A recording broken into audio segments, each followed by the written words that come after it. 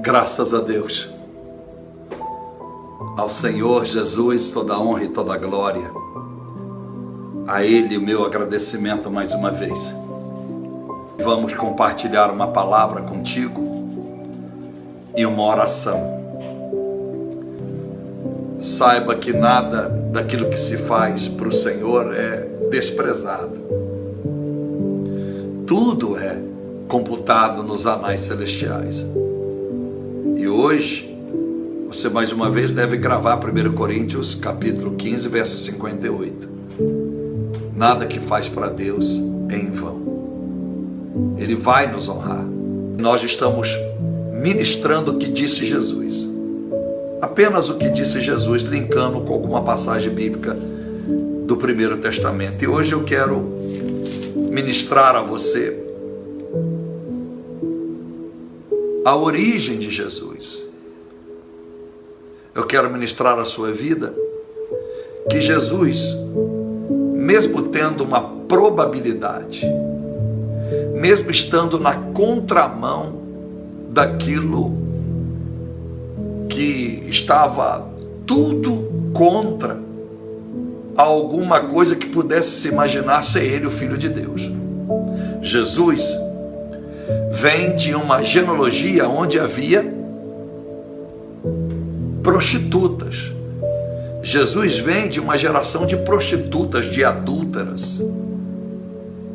E isso não foi suficiente para ofuscar o nascimento do menino Jesus, e que se tornou o grande marco na humanidade, e evidentemente, mesmo que para aqueles que não creem, o único Senhor, o único Salvador de todo o universo. Então, como pode o Filho de Deus vivo, o próprio Deus, o primogênito, o Senhor, lançar a sorte de deixar que ele viesse de gerações de prostitutas e adúlteras e pudesse dar certo? Quem sabe muita gente acha que você não dá certo. Quem sabe você olha para você e já deu por vencido ou vencida e dizendo: eu não podia mesmo dar certo. Olha os meus pais, olha os meus avós, olha o meu passado, olha o que eu fiz na minha juventude, olha o que eu fiz na minha adolescência, olha o que deu o meu casamento, olha o que deu o meu esforço na faculdade. Quem sabe tudo está dizendo para você que você não podia dar certo. Mas eu quero ministrar o seu coração em poucas palavras. Por que você tem que dar certo? Porque Jesus se expôs a uma linhagem de fracasso e provou que podia dar certo. Eu quero vos falar de 3 mulheres, podia falar de mais. 3 mulheres que estão inseridas na genealogia de Jesus: Tamar, Ruth e Batseba. Nessa escala: Tamar, Ruth e Batseba. Porque Tamar faz parte de Gênesis 38 adiante, uma das noras de Judá. Judá, um dos 12 filhos de Jacó. Ali começa a história, a posteridade de Abraão. Ruth, que casa com Obed, uma moabita, que vem gerar Obed. Obed gera Jessé, e Jessé gera Davi. Ele vem de uma mulher chamada Tamar, que foi possuída como prostituta pelo seu próprio sogro, Judá. Sofreu porque casou com um homem que não obedeceu a Deus. O primeiro filho destinado para aquela mulher. E o pai, tentando resolver a história da descendência do seu filho, ele dá para ela um outro filho. E esse outro filho também faz o que é mal aos olhos de Deus e também morre. Essa mulher é viúva 2 vezes. E a discriminação, porque ela não gerou descendência para ajudar para o seu avô ou para o seu avô por parte de marido, Jacó, ela é estigmatizada. E ela, no desespero, dorme então com seu sogro. O sogro não sabe que é a sua nora, porque ela está vestida como as mulheres árabes naquela época e ainda hoje nos lugares radicais, onde a roupa está da cabeça aos pés. Ele não pode ver o seu cabelo, não pode ver o seu corpo, só os olhos. E quando eles iam ter as relações, os coitos, entrava dentro de uma tenda, e a tenda, você sabe, de pele, não entrava nenhum raio solar lá dentro, era muito escuro. Então ele não percebe que está dormindo com a sua nora. E ela gera um filho. Então, meus amados irmãos, aliás, 2 filhos. Então Jesus vem de uma mulher possuída pelo seu sogro, humilhada, uma mulher rejeitada na sociedade, uma mulher que sofreu a sua vida sentimental, desprezada pelo segundo marido, porque a Bíblia diz que quando ele tinha relações com ela, ele jogava o seu sêmen no chão, porque ele não queria dar filhos a ela. Ele achava aquilo desprezível, mas por causa do pai, ele casou forçadamente com essa mulher, que tinha sido esposa do seu irmão que havia falecido. Olha aqui, olha que sina dessas mulheres. Ruth, uma moabita, idólatra, condenada pelos judeus, condenada pelos hebreus, uma mulher repudiada, uma mulher não bem vista e nem bem-vinda ao meio do povo de Deus. Mas a Bíblia disse que ela volta com Noemi, sua sogra, mesmo sabendo de todos os percalços, as discriminações que ela sofreria, ela volta. E ela dá a volta por cima. E através dela vem Davi, que um dia viria Jesus. Se não bastasse isso, Jesus viria de uma outra mulher, Batseba. Batseba, que foi esposa de Urias, um dos soldados, um dos guerreiros valentes de Davi, que Davi, ao prostituir com ela, faz com que seu marido morra da batalha, para que ele possa não ser culpado da gravidez, que agora a mulher do amigo dele, do soldado dele, está grávida. Então, para que o marido, que já estava na guerra há alguns meses e não tinha dormido com ela, de quem seria o filho? A bomba ia estourar. Bom, se não é meu, Urias podia dizer: eu estou há meses fora de casa, não durmo com essa mulher, aparece grávida. Então Davi manda matar ele, para esconder o seu erro, para que ele não tivesse lá na hora do nascimento da barriga crescendo daquela mulher e se justificar que o filho não era dele. Davi queria que ela desse o filho e que todos imaginassem que era filho de Urias mesmo, porque próximo do início da sua gestação, já no início, ele manda chamar Urias, tira ele do campo de batalha, porque ele quer tentar resolver o problema. Ela anuncia que está grávida, mas ele disse que não iria dormir com ela, que não iria ter uma consciência em paz, sabendo que todos os seus colegas estavam no campo de batalha. E Davi, o seu rei, mandou chamá-lo, e naquele período, com a desculpa que era para ele levar informações estratégicas de guerra, pudesse dormir com a mulher. Disse: não, eu vim aqui buscar as estratégias, ficarei no vosso palácio, e amanhã a esta hora estarei de volta à guerra. Enfim, essa mulher vai gerar com Davi um filho chamado Salomão. O primeiro morre, essa primeira gravidez, ela tem a segunda gravidez e nasce Salomão. E é de Salomão que vem também, lá na frente, Jesus. Está no capítulo 1 do livro de Mateus, no verso de número 3, Judá gerou a Tamar. Lá no prólogo do texto, a genealogia de Jesus Cristo. Então, Tamar. No verso de número 5, Ruth. E no verso de número 6, Batseba. A Bíblia despreza tanto os escritores, ou o legalismo judaico despreza tanto Batseba, que a Bíblia disse que Jessé gerou ao rei Davi, e ao rei Davi gerou a Salomão, da que foi mulher de Urias. Olha, eu não cito o nome dela, completamente desprezada e desprezível, mas tinham que citar que no meio dessa genealogia tinha uma mulher embora não cite o nome, mas por dizer aquela que gerou Salomão, Batseba. Então, eu quero vos pregar em poucas palavras, essa é a história do texto. O que Deus quer falar contigo? Eu quero usar Mateus, capítulo de número 5, verso 11, apenas esse versículo que diz assim, olha, disse Jesus: bem-aventurados sois vós, quando vos injuriarem, perseguirem e mentindo disserem todo mal contra vós por minha causa. Bem-aventurados sois vós, que sois injuriados, perseguidos, caluniados por causa de mim. E essas 3 mulheres enfrentam isso. Todo o mal que passaria a Tamar não era uma coisa do advento do tempo, da sorte. Deus tinha um propósito através da vida dessa mulher. Quando você lê Gênesis 38, você vai ver. O seu primeiro marido, Er, e o segundo, Omã, eles causam uma ruína na vida dela.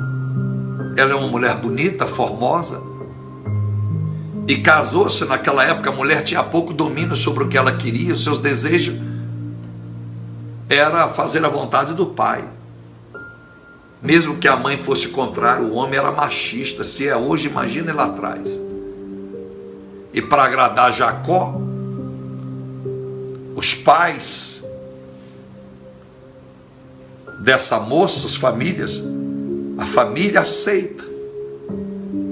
Poxa, essa mulher, você vai casar, minha filha, com a linhagem de Jacó, de Isaac, de Abraão. O pai do seu marido é Judá. Tem promessa nessa terra, quem sabe por interesse financeiro. Você sabe que as 12 tribos de Jacó recebem grandes heranças determinadas por Deus.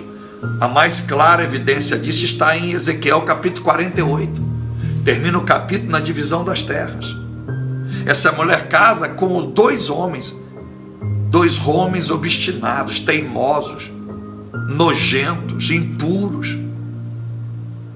Homens que negaram o compromisso com Deus. Negaram até o próprio nome da família. O que ela tinha culpa nisso? Nenhuma. E ela, num ato de desespero, por estar rejeitada, a mulher já casada 2 vezes, quem queria essa mulher? Que todo mundo procurava. Você lembra no tempo, se você perguntar, tiver um avô vivo, nos tempos dos nossos avós, bisavós, tataravós, a mulher só tinha valor se ela fosse virgem, para casar com alguém. Não queriam saber se ela foi estrupada, se ela cometeu um erro, 1 segundo, ela era rejeitada se não fosse virgem. Essa mulher, no ato de desespero, Tamar, ela vai deitar com seu sogro. E ele olha para ela como se ela fosse uma prostituta. Prostituta, aquela que faz amor por interesse. Ele despreza ela e deita com ela. Ele convida ela a deitar. Ele não convida a ter uma relação amorosa. Ele não convida a ter um relacionamento duradouro. Ele quer só dormir com ela. Sentimento podre. Não há nenhum sentimento de amor. Nem mal tinha visto ela. O desejo. E esta mulher, então, ela se faz descoberta. Se ela não confessa, se ela não expõe a ajudar quem ela era, tinha passado despercebida a história. Ela se humilha. Mas é através dela que Jesus viria lá na frente. Deus poderoso, Deus maravilhoso. Deus inseriu essa mulher na linhagem de Abraão, Isaac e Jacó. Olha para você ver.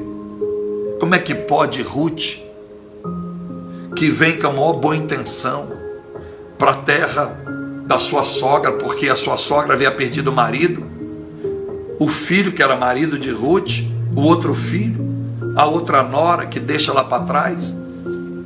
Você imagine, essa mulher chega no lugar indiscriminada, ao mesmo tempo que é disputada por aqueles que tinham dinheiro, porque ela era formosa. E ela mesmo sendo rejeitada, caluniada, Deus dá para ela um belo casamento, Boaz, e essa mulher se torna a mãe de Obed, que vem Jessé. Que linda história. Batseba, imagina uma adúltera, Eu lembro da história dos meus pais. Eu posso imaginar o que era uma mulher considerada adúltera, mesmo não sendo, há 50 anos atrás. Agora imagine Batseba.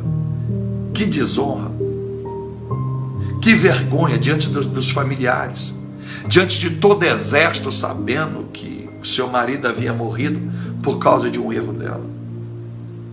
Alguém descobriu, pastor? Só o profeta Natan.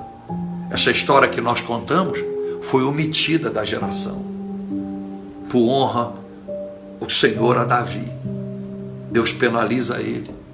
O mal acontece em Israel, homens morrem por causa de Davi. Ele chora amargamente por aquilo, porque ele sabe que a culpa é dele. Deus lança uma praga, uma maldição, e se Deus não brada do céu, o anjo Miguel com a espada desembainhada, em 2 Samuel 24, tinha destruído tudo e matado todos. Israel tinha sido varrido do mapa. Então, meus amados irmãos, veio Jesus. Já pensou se eu pudesse contar a história para Jesus?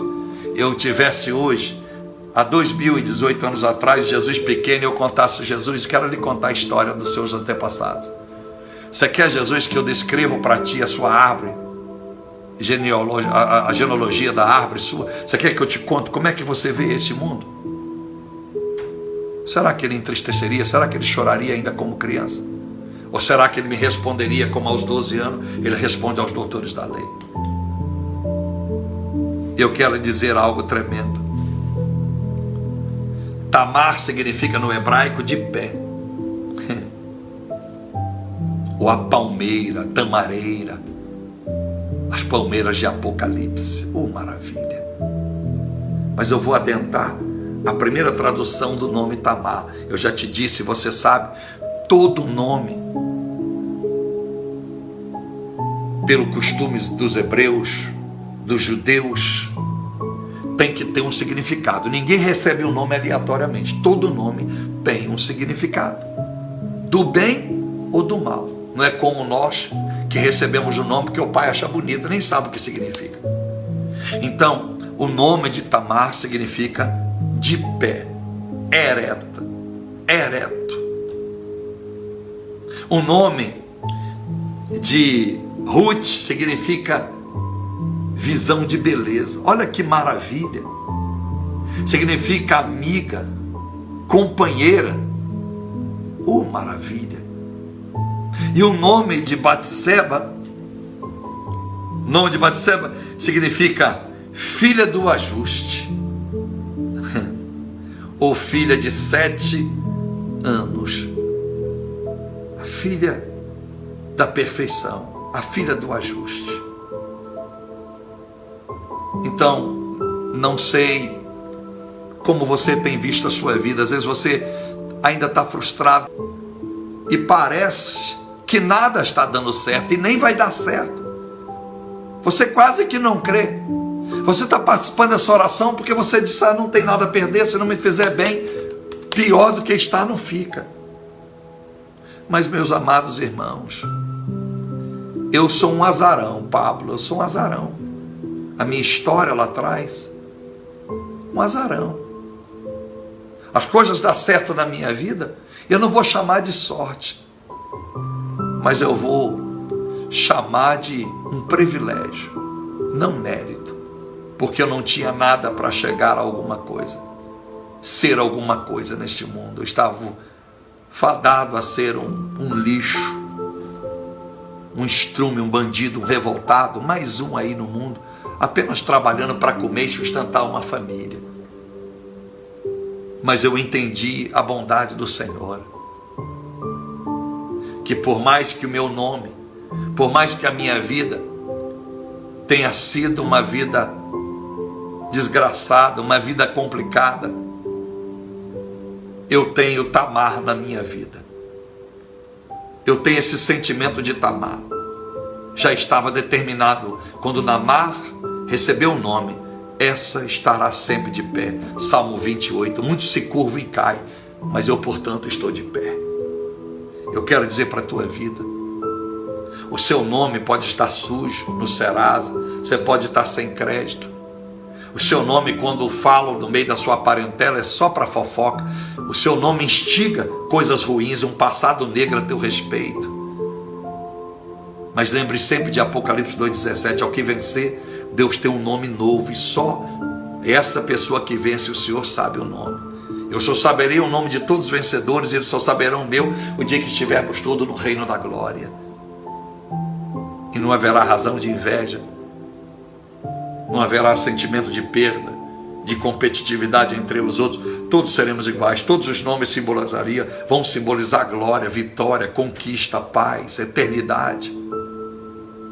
Então, mesmo que você não conheça o nome profético que Deus tem para ti, mesmo que o teu nome só se revela aquilo que é a condição sua de lutas, você pode ver.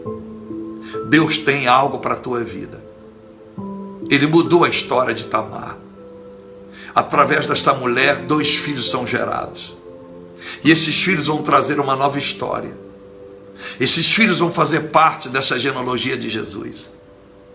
A história de Jesus não começa pelos grandes personagens da Bíblia. A história de Jesus não está apenas resumida aos grandes famosos. Deus faz questão que o seu Espírito Santo peça a Mateus que escreva: eu quero o nome de Tamar, eu quero o nome de Ruth, e quero a história de Batseba inclusa neste livro. Com certeza, a gente, por teimosia, pelo legalismo, se omite o nome, mas ele não pôde omitir a razão desta mulher, Salomão, aquela que foi filha de Urias, mulher de Urias. Até aquele que foi traído, chifrado, Deus quer que o nome dele esteja aqui. Não importa quantas vergonhas a gente passa, não importa que nós fomos o bobo da corte, não importa que você foi a vítima, não importa que você foi caluniado, não importa. Mateus 5,11, bem-aventurados sois vós. É lindo que está aqui, é lindo, olha, bem-aventurados sois vós, maravilha, por causa da minha causa. E Deus está dizendo a vocês: Tamar, Ruth e Batseba, exultai e alegrai-vos, porque é grande o vosso galardão nos céus, porque assim perseguiram os profetas que foram antes de vós. Então, Tamar não está aqui, nem Ruth, nem Batseba, para ouvir essa mensagem. Mas com certeza, a história condecora o fato dessas mulheres, mesmo tendo passado por situações erradas, nada justificaria o ato de Tamar, um desespero. E Deus teve misericórdia. Nada poderia fazer com que Ruth fosse condenada porque ela era uma moabita. Porque por muitos anos ela foi idólatra. Por muitos anos ela não sabia nem que Deus existe, dava glória a outros deuses. Mesmo assim, Deus dá uma chance para ela. E ela volta e é abençoada. Nada poderia justificar o erro de Batseba. Mas aprove ao Senhor. Ele não salva o pecado, mas ele salva o pecador. O fruto do seu erro, Batseba, não tem reciclagem. Primeiro o filho vai morrer, mas agora você vai assumir um compromisso com Davi, vão se casar, Davi assume ela como mulher, e eu vou dar um novo filho. Então ela se torna mãe do homem mais sábio, do homem mais poderoso, economicamente, de toda a geração bíblica antes, e que nunca haveria igual. Então, meus amados irmãos, eu quero que você se sinta de pé. Há um sobrenome no seu nome, de pé. Aleluia. Há um sobrenome no seu nome, visão de beleza. Há uma Ruth no seu sobrenome. Cantares 6,9, disse Salomão, das suas concubinas, das suas mulheres, 60 são elas. Ainda não está no número que vai chegar logo pouco a 1000. Ele disse: mas tu, ó minha amada, imaculada, tu és a mais desejada, a mais bela dentre todas elas. A confissão, é a declaração de Jesus para a igreja. Deus criou tantas pessoas, Ele ama todas que estão no mundo esta hora, mesmo em pecado. O amor não cessa. Embora por causa desse amor, Ele precisa ser justo. Porque toda pessoa que ama, quer justiça na relação do amor. O que quer dizer isso? Eu amo uma mulher e ela faz algo que me contraria. E vice-versa. Eu faço mal a uma mulher que me ama muito. Se ela ama no amor verdadeiro, ela quer justiça. Qual é a justiça? Não é me ver mal porque eu errei contra ela. É me ver arrependido. É me ver me sentindo, às vezes até chorando no momento, derramando lágrimas, cabisbaixo. É a justiça. Por quê? Porque ela está vendo que o amor dela foi valorizado. Ela está vendo o resultado do erro de quem não valorizou o amor.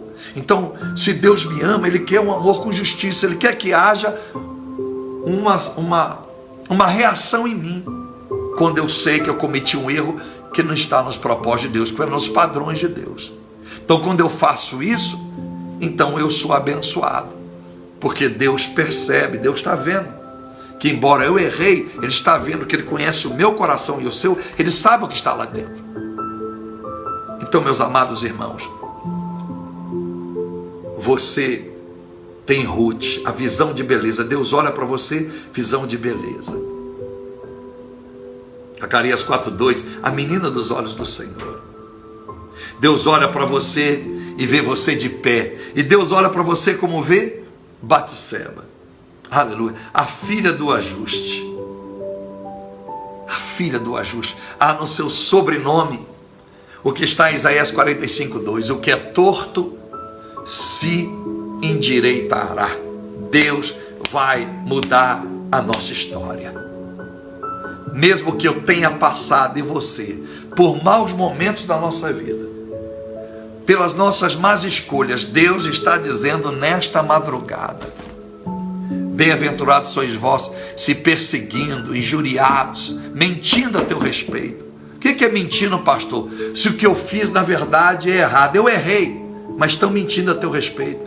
Quando dizem que você não vale nada, quando dizem que você merece sofrer, quando dizem que você está colhendo o que plantou, mesmo que ninguém diga nada, nós passaremos pela justiça de Deus. Mas uma coisa, todos podem estar mentindo a teu respeito, porque o Satanás faz isso, usa pessoas para falar mal a teu respeito, para dizer todas essas desgraças a teu respeito, mas estão mentindo, porque a última palavra a teu respeito vem de Deus. Em Romanos 5:20, aonde habitou o pecado, superabundou a graça. Aleluia. As misericórdias do Senhor não têm fim. Lamentações, capítulo 3, verso 22, quando há arrependimento. Faça como eu. Não tenha medo de se arrepender quantas vezes for necessário e lutar e dizer: Deus, eu sei que eu já pedi 300 vezes perdão por esse erro, mas eu continuo pedindo. Eu não estou satisfeito, mas me ajuda porque eu não consigo. Há espinhos que você e eu vamos lidar com ele até a morte, sabia disso? E eu sempre digo que a santidade não é parar de pecar. A santidade é reconhecer quando peca e repudiar o que a gente faz, é repudiar o que você faz. É você dizer que, como Paulo, o que eu quero eu não faço, o que eu não quero eu tenho feito. Deus me ajuda. Então eu profetizo para você essa bênção tripla. Você de pé, aleluia. Você mais belo do que nunca na visão espiritual do Pai. E você ajustado. A Batseba, a Ruth e a Tamar na sua vida. Tá bom? Vou orar por ti. E Deus há de manifestar em nossa vida. Tá bom? Creia nisso. Creia nisso. Senhor Deus e nosso Pai, mais uma vez chego ao momento da oração. Quero clamar por todos esses que, como eu, tiveram o seu lado Tamar. Quem sabe ainda estão vivendo o lado Tamar. Quem sabe, no desespero, cometeram algo que não era os seus valores, mas fizeram. Uma mentira que causou um grande transtorno e prejuízo até a pessoas próximas que não tinham motivos e não mereciam isto, mas elas estão arrependidas. Pessoas, meu Deus, que estão ouvindo agora esta oração e que durante muitos anos foram idólatras, quem sabe ainda são idólatras como Ruth foi no passado. Idolatra o carro, idolatra o marido, idolatra a esposa, idolatra os filhos, idolatra o emprego, idolatra o dinheiro, idolatra objetos dentro de casa, idolatra o país, idolatra isso, idolatra aquilo, mas estão arrependidos, querem adorar somente o Senhor. Querem dizer como Ruth diz para Noemi: o seu Deus é o meu Deus e o seu povo é o meu povo. Quem sabe há pessoas como Batseba, adulterar espiritualmente, já servir ao Senhor e, em alguma fraqueza, servir a homens, servir a pessoas que prometeram fundos imundos.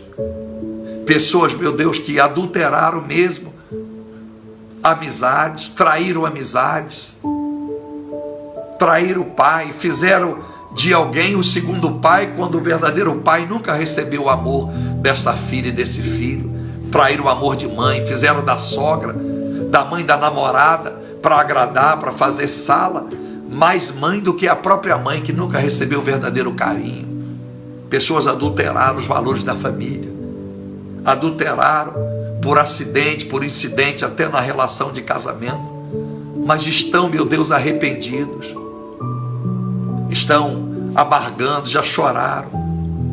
Eu quero dizer, meu Pai, eu quero profetizar como profeta a essas pessoas, que elas estarão de pé, porque elas já estão diante do Senhor, que elas aceitam isso e se levantam, que elas saibam que a visão que tu tem delas é a beleza, aquilo que Salomão disse para a sunamita: muito mais o Senhor tem a dizer à sua noiva, à sua igreja. Meu Deus, em o nome do Senhor Jesus, e que aquela que estava desajustada, essa vida que estava conturbada, sem se achar merecedor nem de acordar amanhã, ela receba no seu nome o sobrenome ajustada, ajustado. Paizinho querido, todas as pessoas que estão amargando enfermidades físicas por causa de más escolhas, tiveram uma vida desregrada, ou trabalharam tanto, sofreram tanto, que hoje estão colhendo fruto de uma vida sem qualidade lá atrás. Muda essas pessoas, traga o refrigério, sara as doenças da velhice.